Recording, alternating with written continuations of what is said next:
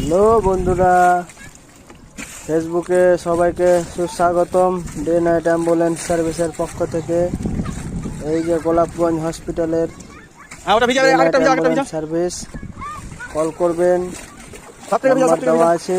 এই যে দেখছেন, আমরা গোলাপগঞ্জ হসপিটাল থেকে একটা ডিসচার্জ ডেলিভারি পেশেন্ট মা রাখতে এসেছি। দেখি এই বাখরাবাদ অঞ্চলের যে মজনুপাড়া আছে সেই গ্রামটাতে পুরো রাস্তার উপরে পুরো বন্যার জলে দেখেন রাস্তাটা ডুবে গেছে, অথচ আমরা না এড়িয়ে পেশেন্টটাকে মাটাকে বাড়িতে পৌঁছে দিলাম।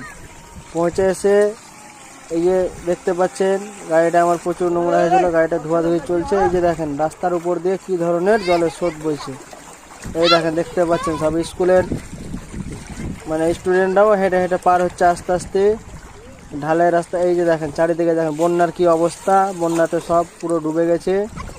বাখরাবাদ অঞ্চলের এই জায়গাটার নাম হচ্ছে মজনুপাড়া।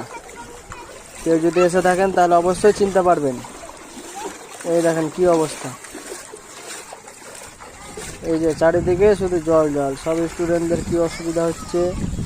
আমাদের গাড়িটা প্রচুর নোংরা হয়েছিল, ভাবলাম এখানে জল আছে তো ধুয়ে নিই। এই যে ধুচ্ছি, দেখেন এই দেখেন বন্যার কি অবস্থা।